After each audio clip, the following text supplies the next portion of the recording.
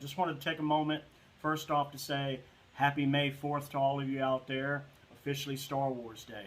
And cover just briefly, not going to get in depth and drop a big video, like long video on it, about the data mine leak this morning that came out. You've probably seen it or heard about it by now. Originally came out from AP Games. Arnold's touched on it, right? Cubs has done a video on it. Zareth's covered a little bit.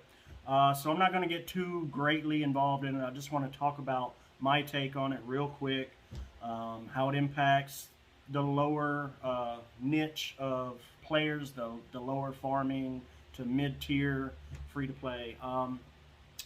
CG's already kind of put out a statement. Crumb released a statement earlier where he says that it's just some testing from one of their beta programs, and that it may or may not make it into the game. But just kind of want to cover, as a player for almost the 6 years now that the game's been out, towards an upper account, so to say, a lot of changes have come, right? And changes are going to be expected. And I just want to make sure that everyone understands it's not the end of the world, guys, okay? It may sound very horrible up front on paper, and it may be that. It may not translate well to what you want from your gaming experience. However, I see what they're trying to do. They're trying to find a metric that's going to help overall balance the game in some way. I think if it wasn't for the fact that they've talked about these resources, if they exist and if they come to the game in Territory War and GAC, will eventually, after I think a 3-month cycle, be coming back, and you'll get a small percentage of those resources. I think that's the only part that really throws everyone for a loop, because nobody wants to give back their relic materials and unrelic a character at this point. Nobody wants to give back their speed mod after they rolled a good one, right? And to this point, whatever you've done in this game, you've got to keep.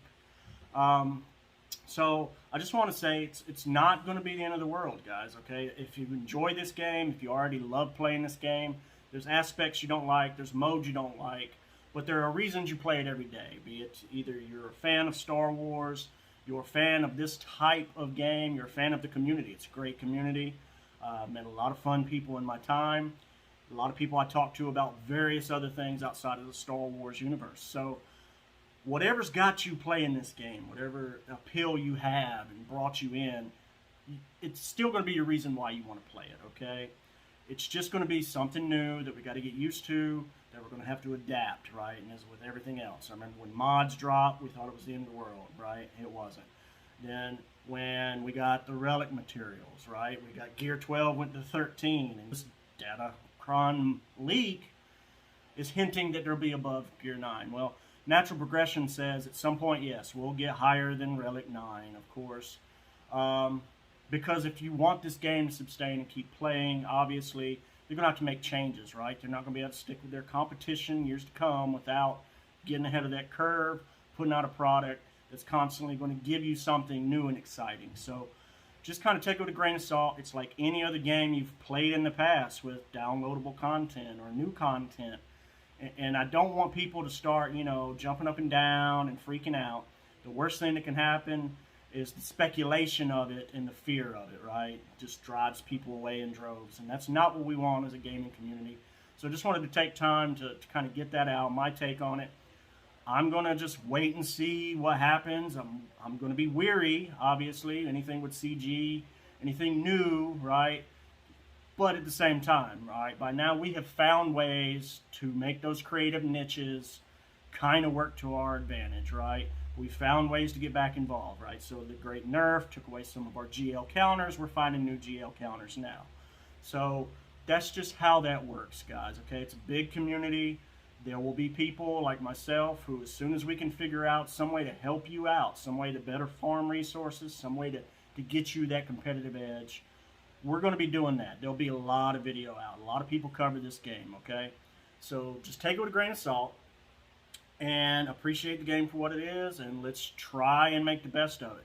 In the meantime, Conquest is active. It launched today, so I'm trying to, fight through that like you are. So if some things come up, I'll be putting out some guides here, hopefully, in the next few days. Try and help you with some of those feats, get around some of these harder ones, especially since, the challenge of Darth Malgus, right, if you can't red crate, and the Inquisitor locked feats. So I just want to make sure, again, wanted to short video, get it out there, know about the leak. You've probably heard about it. It's not going to be the end of the world. To that point, I do want to take this time and opportunity to thank everyone so far. This is a newer channel, obviously. I'm still new at this. So I want to ask, what kind of things, right, do you want to see? What kind of things would you like me to do and put out on this channel? Understanding that it's mostly going to be lower to mid-tier farming, free-to-play type. Now, obviously, I got 2 accounts. I've got one that's, going to be at the end as well. So I can cover a wide range of things. Just let me know what kind of topics you'd like to see me touch on so I can get some of that content out for you guys. I do appreciate all suggestions. So just make sure to, of course, like, subscribe, comment what you want to see. And as always, never tell me the odds.